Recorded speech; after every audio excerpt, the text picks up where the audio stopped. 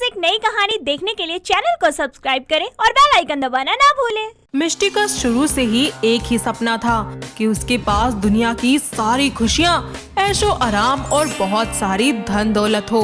मिष्टी एक काफी पढ़ी लिखी लड़की थी जो कि अपने बॉयफ्रेंड अनुभव के साथ एक कार के शोरूम में काम किया करती थी। वो वहाँ पर एक रिसेप्शनिस्ट थी, तो वहीं अनुभव बिलिंग काउंटर पर काम करता था। अनुभव उससे सच्चा प्यार करता था और एक दिन अनुभव मिष्टी से बोलता है, मिष्टी, हम दोनों मिलकर अपना सपने पूरे करेंगे। देखना, एक दिन ऐसी ही कार हमारे पास भी होगी। पर ऐसे तो बहुत टाइम लग जाएगा ना। पर तुम चिंता मत करो, मैं हूँ ना तुम्हारे साथ। हम मिलकर सपने पूरे करेंगे अपने। आजकल की दुनिया इतनी स्मार्ट हो गई है और ये बेवकूफ इंसान और मिष्टी वो मेहनत क्यों करे। मैं अपने लिए एक अच्छा सा अमीर लड़का चुनूंगी, रातों रात अमीर हो जाऊंगी मैं। हेलो मैडम, कहाँ खो गई? कुछ नहीं, बस ऐसे ही सोचने लगी थी हम दोनों के बारे में। इतना बोलकर वो दोनों एक दूसरे को गले लगा देते हैं और अपने अपने काम पर चले जाते हैं।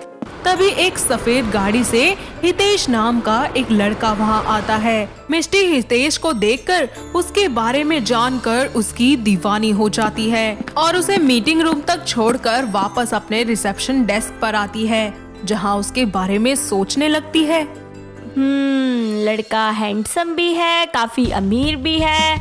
मिष्टी बेटा, जैसा तूने सोचा था बिल्कुल वही है। लपक के पकड़ ले अब तो इसे। मिष्टी हितेश के बारे में सोचते सोचते ही अपना काम भी करती रहती है। साथ ही वो उसके बाहर आने का भी इंतजार करती है ताकि वो कुछ देर के लिए हितेश से बात कर सके। थोड़ी देर बाद हितेश बाहर आता है और मिष्टी उसको रोककर बोलती है, excuse me sir, I am sorry आपको डिस्टर्ब करने के लिए, बट आपको यहाँ रजिस्टर में एंट्री करनी है। मुझे आपके कुछ डिटेल्स चाहिए होंगी। यस मैम, ऑफ कोर्स, पूछिए। हितेश रजिस्टर में एंट्री करके वहाँ से चला जाता है और मिष्टी जल्दी से रजिस्टर से उसका नंबर अपने फोन में सेव कर लेती है। तभी उसकी नजर उसके नाम पर जाती है और वो बोलती है, यहाँ हितेश लिखा है और मीटिंग शेड्यूल में तो खैर छोड़ ना मिष्टी, क्या पता वो उसके फादर का नाम हो। शाम को जब ऑफिस खत्म होता है तो वो अभिनव के साथ घर जा रही होती है, जहाँ रास्ते में वो हितेश के बारे में ही सोचती रहती है और बहुत खुश होती है। अनुभव उसे यूं ही मन मुस्कुराता हुआ देखकर बोलता है, क्या हुआ जान? आज मेरी जान बहुत खुश लग रही है। कोई खास बात है क्या? खुश तो होगी ना, मेरा सपना बहुत जल्द पूरा जो होने वाला है। मेरा मतलब कि तुम मेरे साथ हो तो हम मिलके अपने सपने पूरे करेंगे। हाँ, मैं हमेशा तुम्हारे साथ हूँ। दोनों अपने अपने घर चले जाते हैं और घर जाते ही वो हितेश को मैसेज करती है और अपने बारे में बताती है। हितेश भी उससे बातें करने लगता है और देखते ही देखते मिष्टी अनुभव से दूर होने लगती है और हितेश के करीब आ जाती है। एक दिन अनुभव उन दोनों को एक साथ देख लेता है और जब मिष्टी शोरूम आती है तो अनुभव उससे बोलता है, वाह, क्या प्यार है तुम्हारा। प्यार उस अमीर लड़के से करती हो और ढोंग मुझसे। ये साथ निभाया तुमने मेरा। हो गया तुम्हारा, बोल लिया ना तुमने। और वैसे भी मेरी किस्मत मुझे एक मौका दे रही है अपनी किस्मत को सुनहरा बनाने का, तो मैं इस मौके को क्यों गवाऊं। और वैसे भी तुम्हारे साथ रही ना तो मेरा फ्यूचर कभी नहीं चमकेगा। अरे तुम तो दो मुंह वाली सांप निकली। अगर ऐसा ही था तो इतने दिन तक अच्छी बनने का और मुझसे प्यार करने का नाटक क्यों किया? देखो, मैंने कभी तुमसे प्यार किया ही नहीं था। अरे वो तो बस एक अट्रैक्शन था और ये सब भी मैंने इसीलिए किया क्योंकि तुम मेरी सारी जरूरतों को टाइम पर पूरा कर देते थे। लेकिन सिर्फ जरूरतों से काम नहीं होता ना, मुझे मेरी लाइफ में और भी बहुत कुछ चाहिए जो तुम मुझे कभी नहीं दे सकते। अब तुम चाहे मुझे दो मुंह वाला सांप बोलो या दो चेहरे वाली लड़की, मुझे कोई फर्क नहीं पड़ता। इतना बोलकर वो अपनी जॉब और अनुभव दोनों को लात मारकर हितेश से शादी कर लेती है। और जब हितेश उसे अपने घर ले जाता है तो उसका छोटा सा घर देखकर मिष्टी हैरान हो जाती है और बोलती है, हितेश, ये किस नौकर के घर में ले आए तुम मुझे? देखो मैं अभी बहुत थक गई हूँ, पहले हम अपने घर चले, फिर मिल लेना तुम्हें जिससे मिलना है। मिष्टी, ये मेरा छोटा सा घर है जहाँ मैं अकेले रहता हूँ। बचपन से बड़े मालिक शंकर प्रसाद जी ने मुझे पाल पोस कर बड़ा किया। उनका मुझ पर बहुत उपकार है, मैं तुम्हें उनसे मिलवाऊंगा। क्या? इसका मतलब तुम एक नौकर हो? अगर तुम नौकर हो तो उस दिन इतनी महंगी गाड़ी। बड़े मालिक मुझे अपने बेटे की तरह प्यार करते हैं और उनका सारा काम मैं ही संभालता हूँ। छोटे मालिक विदेश में है ना, इसलिए उनकी गैर मौजूदगी में मैं ही सब काम संभालता हूँ। वो उस दिन रजिस्टर में उन्हीं का नाम था, मालिक नहीं आ सकते थे इसलिए उन्होंने मुझे भेजा था।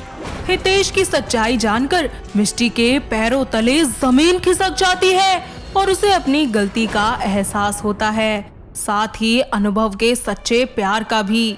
वो उसी समय रोते हुए अनुभव के पास जाती है और उससे माफी मांगते हुए बोलती है, अनुभव मुझे माफ कर दो, मैंने तुम्हारे साथ बहुत बुरा किया। मिष्टी रोते हुए अनुभव को सारा सच बता देती है और साथ ही कहती है, मुझे माफ कर दो, पर अब मैं तुम्हें छोड़कर कभी नहीं जाऊंगी। हम दोनों मिलकर साथ रहेंगे, अपने सपने पूरे करेंगे। जो दो चेहरे लेकर घूमते हैं ना मिष्टी, उनके साथ ऐसा ही होता है। और अगर सच में तुम्हें प्यार की कदर हुई होती तो तुम आज हितेश की गरीबी देखकर मेरे पास नहीं आती, बल्कि उसकी गरीबी को इग्नोर कर उसका सच्चा प्यार देखती, उसके साथ रहती। और अगर तुम सच में बदल गई हो ना, तो हितेश के पास जाओ और उसको सारा सच बताओ। अनुभव उसे हितेश के पास ले जाता है और मिष्टी अपना सारा सच बताती है। मिष्टी दोनों से अपनी गलती की माफी मांगती है और उसका ये असली रूप देखकर हितेश की आंखों से आंसू आने लगते हैं और वो बोलता है, तो ये है तुम्हारी असली रूप, इसलिए तुम मेरा छोटा सा घर देखकर हैरान हो गई थी, है ना? मुझे माफ कर दो हितेश, पर अब मैं समझ गई हूँ और मुझे किसी भी चीज का कोई लालच नहीं है। प्लीज मुझे माफ कर दो। हितेश, इसे माफ कर दो। मिष्टी को सच में अपनी गलती का एहसास है और माफ करने वाला तो सबसे बड़ा होता है। इसका प्यार भले ही झूठा था, भले ही ये दो चेहरे लेकर घूम रही थी, पर तुम तो इससे सच्चा प्यार करते थे ना, तो इसे प्लीज माफ कर दो। अनुभव की बात मानकर और अपने सच्चे प्यार को देखकर हितेश मिष्टी को एक मौका दे देता है और उसे माफ कर देता है।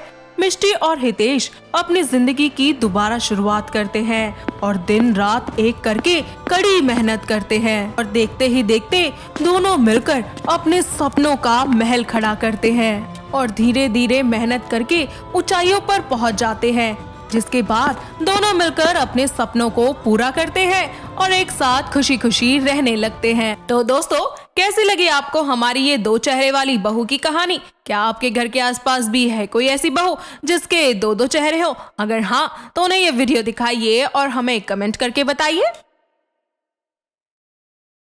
दोस्तों, अगर आपको ये कहानी पसंद आई तो इसे लाइक करें, शेयर करें और कमेंट करके बताएं कि कहानी में आपको सबसे अच्छा क्या लगा।